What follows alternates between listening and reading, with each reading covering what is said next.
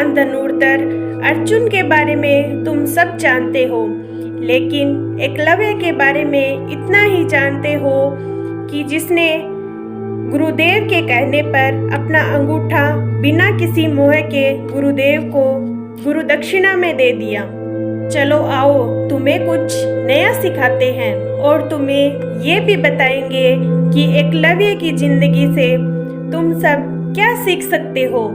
एकलव्य वही लड़का था जिसने कुत्ते के एक भौंकने पर उसके मुंह में इतने बाण बरसाए कि उस कुत्ते का मुंह बाणों से भर गया, लेकिन कुत्ते के मुंह में खून की एक भी बूंद नहीं आई। हैरानी की बात तो ये थी कि कुत्ते को एक भी बाण नहीं लगा था। इस दृश्य को देखकर सब लोग हैरान रह गए थे। तब गुरुदेव ने सोचा, मैंने धनुर्विद्या का इतना अच्छा ज्ञान तो सिर्फ अर्जुन को ही सिखाया है, लेकिन वो भी इतने माहिर नहीं बन पाए हैं, अर्थात इतनी कलाकारी तो अर्जुन के अंदर भी नहीं आ पाई है। फिर ये लड़का इतना निपुण कैसे है? ज्ञान से और ज्ञान में निपुण होने में बहुत फर्क होता है।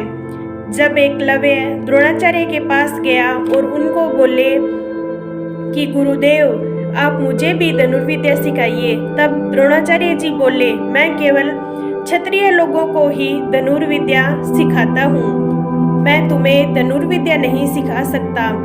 तब एकलव्य वहाँ से चले आए और उन्होंने मन में ठान लिया था कि मैं धनुर्विद्या तो द्रोणाचार्य जी से ही सीखूंगा, और उन्हें अपना गुरु मान लिया था।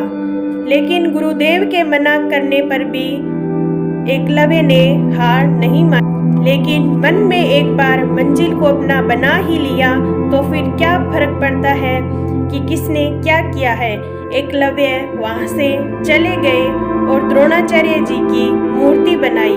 मूर्ति बनाकर कल्पना कर करके ही उन्होंने धनुर्विद्या का ज्ञान प्राप्त किया, और एकलव्य ने ऐसी धनुर्विद्या सीखी कि सब हैरान रह गए। एक दिन पांचों पांडव और द्रोणाचार्य जी एक जंगल में टहल रहे थे और पांडवों के साथ में एक कुत्ता था। वह कुत्ता भौंक रहा था और द्रोणाचार्य इसलिए कुत्ते के भौंकने से एकलव्य को धनुर्विद्या सीखने में दिक्कत आ रही थी। एकलव्य ने ऐसी कुशलता से बाण चलाया कि बाण कुत्ते के मुंह में जा गिरे और कुत्ते का मुंह बाण से भर गया, लेकिन उन बाणों से कुत्ते के मुंह पर कोई चोट नहीं आई थी और ना ही एक बूंद खून गिरा था। ये सब देखकर सब हैरान रह गए। तब द्रोणाचार्य ने पूछा, हे बालक, तुम कौन हो? तुम्हारा गुरु कौन है? तब एकलव्य ने बताया, आप ही मेरे गुरु हैं। गुरुदेव हैरान रह गए, ये कैसे हो सकता है? मैंने तो तुम्हें शिक्षा दी ही नहीं है। तब एकलव्य ने बताया, आपने जब मुझे शिक्षा देने से मना कर दिया था, तब मैंने आपकी मूर्ति बनाई और आप जो अर्जुन को और सभी शिष्यों को शिक्षा देते थे, तो मैंने आपकी आवाज़ सुनकर ही प्रैक्टिस करके मैंने ये विद्या सीखी है। गुरुदेव ने गुरु दक्षिणा में एकलव्य का अंगूठा मांग लिया।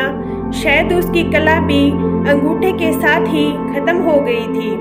लेकिन हैरानी की बात तो ये है कि हमें एक चीज जो सीखने को मिलती है, अगर दिल में जिद हो तो कम सुख सुविधाओं पर भी तुम सब कुछ कर सकते हो। तुम्हें जो चाहिए वो तुम पा सकते हो।